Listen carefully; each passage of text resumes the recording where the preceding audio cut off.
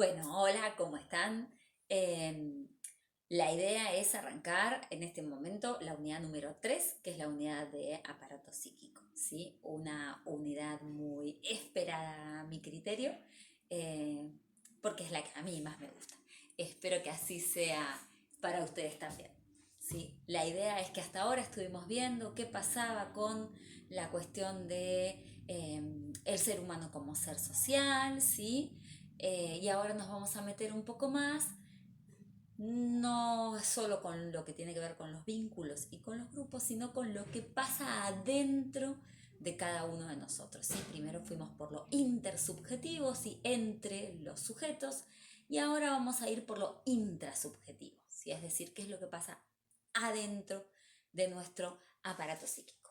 ¿Sí? Eh, para poder entender esta unidad tan particular tenemos que primero que nada poder volver a la segunda corriente que habíamos visto. ¿Vieron? Cuando vimos un poco de historia de la psicología, vimos esas 7 corrientes de pensamiento fundamentales de la psicología. Trabajamos primero con la primer corriente dentro del marco científico de la psicología, que fue la teoría de la psicología de la conciencia de Wilhelm Wundt, ¿sí? En 1879. Y como segunda teoría habíamos visto el surgimiento del psicoanálisis. Bueno, sobre esa teoría, sobre el psicoanálisis, es sobre la que vamos a fundamentar a esta unidad número 3. ¿Sí? En principio tenemos que pensar que más o menos por la misma época en la que Wundt estaba desarrollando su psicología de la conciencia, surge el marco teórico del psicoanálisis. Y en esa época, un neurólogo, recientemente recibido de neurólogo, comienza a hacer sus investigaciones por las características que Freud tenía, si era una persona que conocía muchísimo de idiomas, ¿sí? De hecho hablaba inglés, hablaba francés, hablaba alemán, que era su lengua natal.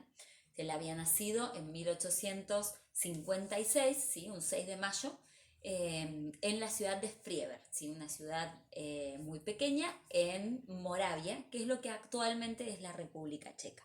¿Sí? Muy pequeño, toda su familia se traslada a Viena y vive la mayor parte de su vida en Viena. ¿Sí?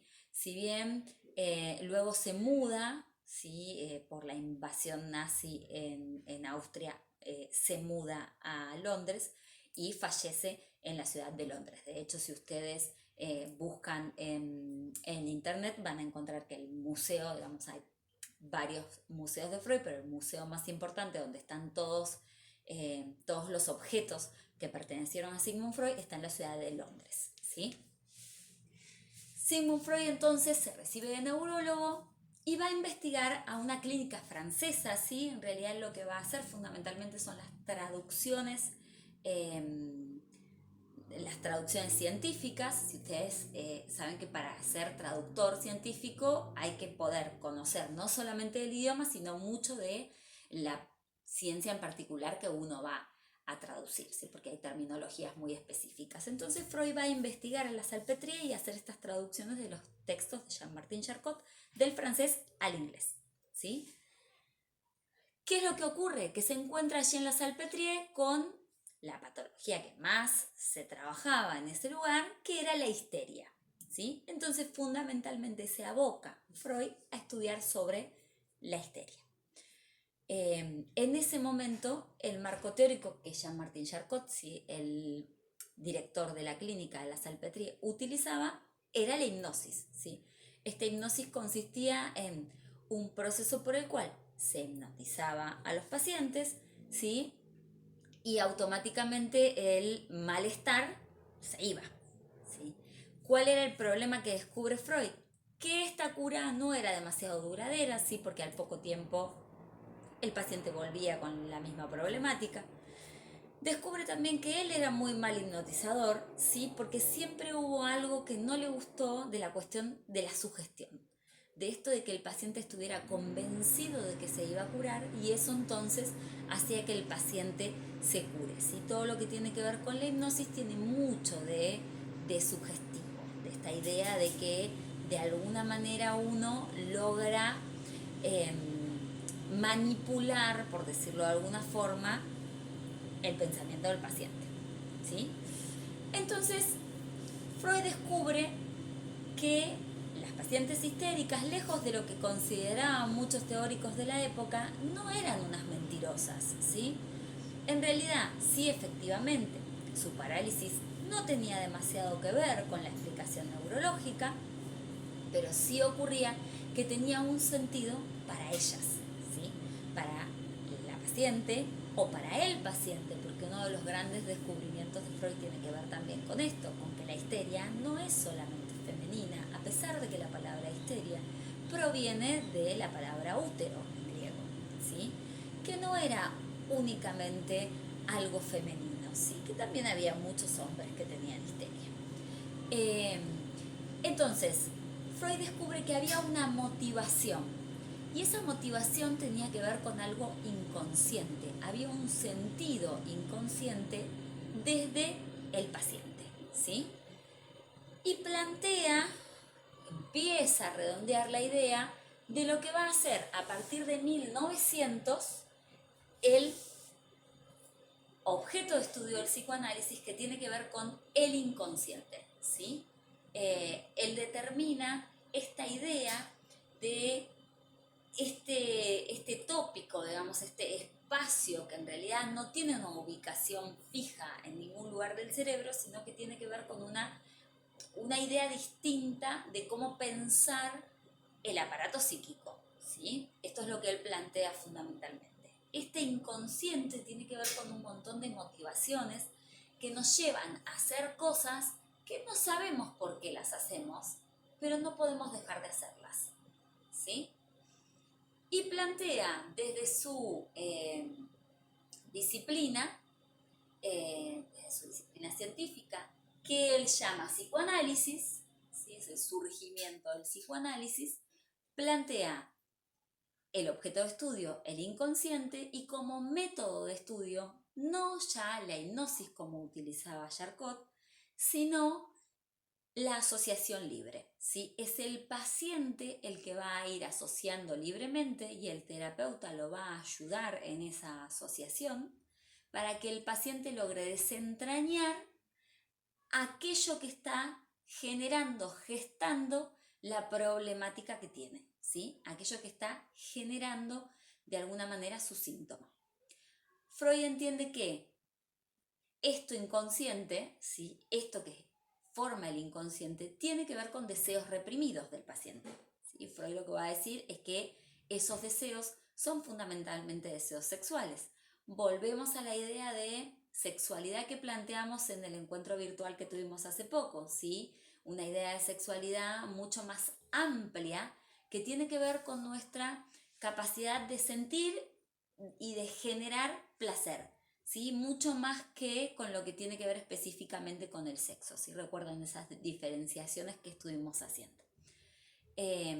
La cuestión tiene que ver con que estos deseos que el paciente reprime, esto que uno se niega a sí mismo, genera en algún punto otras cuestiones que tienen que ver con esto sintomático, con esto que se imposibilita, ¿sí?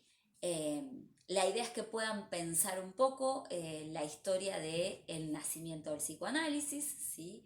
Que es una teoría que viene a generar una ruptura muy grande con todo lo que se pensaba en la época, ¿sí? Porque sale un poco de la idea del cuerpo pensado desde la medicina, desde la biología, y empieza a pensar el cuerpo desde el lugar de la representación del paciente, ¿sí? A la paciente con histeria se le paralizaba el brazo, ¿sí?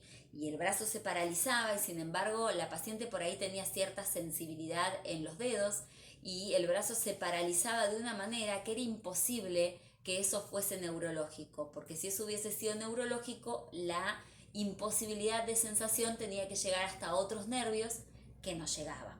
Entonces Freud dice, el cuerpo tiene que ver con la representación que la persona tiene de ese cuerpo. Y genera una ruptura muy grande también con esta cuestión de la sexualidad desde el nacimiento, que la sexualidad es algo que se construye, que cada persona la construye de una manera diferente. ¿sí? Todas estas cuestiones generaron, imagínense ustedes, 1900, ¿sí? Hace 120 años atrás, bastante revuelo en la comunidad científica. ¿Sí? Fue muy bien recibido por muchas personas, muy mal recibido por muchas otras personas. ¿Sí? El psicoanálisis particularmente, además de ser un método de investigación y ser un método de tratamiento, y esto que hablábamos recién, que tiene que ver con eh, una, digamos, modalidad de pensar las cosas, tiene la particularidad de que ha generado mucha influencia en un montón de cuestiones artísticas, en la música, en la poesía, en lo que tiene que ver con la pintura y la escultura, y todo el movimiento surrealista tiene mucho que ver con esto del psicoanálisis, que viene de alguna manera a poner sobre el tablero, a develar, diría Freud, el inconsciente. Porque dice Freud que él en realidad no inventó nada, sino que él descubrió el inconsciente. El inconsciente ya estaba y lo teníamos todos desde hace rato.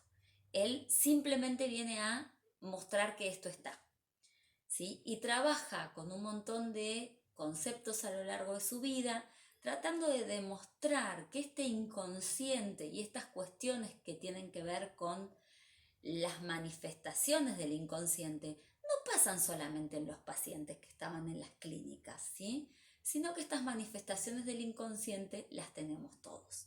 Esas manifestaciones del inconsciente son el chiste, el acto fallido, el síntoma y también el sueño, ¿sí? Entonces, ¿qué es lo que dice Freud?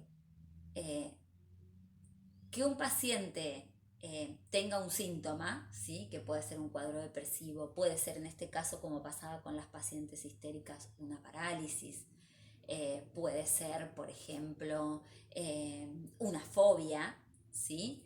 Eh, no es la única manifestación del inconsciente que existe, el síntoma, ¿sí? Los sueños, que sueños tenemos casi todos, ¿sí? También son una manifestación del inconsciente. De hecho, Freud dice que es la vía regia de acceso al inconsciente.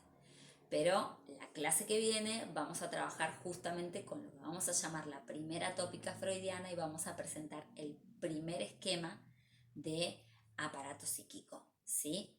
Eh, la cuestión es que ustedes más o menos tengan en mente eh, esto de cómo se inició la idea del psicoanálisis, ¿sí? En la clase virtual, en el encuentro virtual que vamos a tener dentro de unos días, vamos a presentar un montón de cuestiones de la historia de Freud con unas fotografías que yo les preparé, ¿sí? Que están muy interesantes, que tienen que ver con su historia, con su niñez, con su matrimonio, ¿sí? Freud se casó con Marta siendo los dos muy jóvenes, tuvieron 6 hijos, eh, vivieron casi toda su vida en Viena.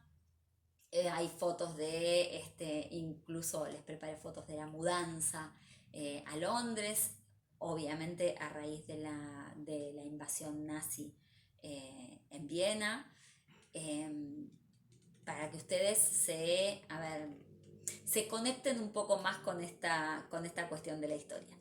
Para que demos paso la clase que viene a poder ver primera tópica freudiana y después la segunda, y mecanismos de defensa y cuestiones que tienen que ver con la sexualidad y un montón de cosas que nos quedan por ver.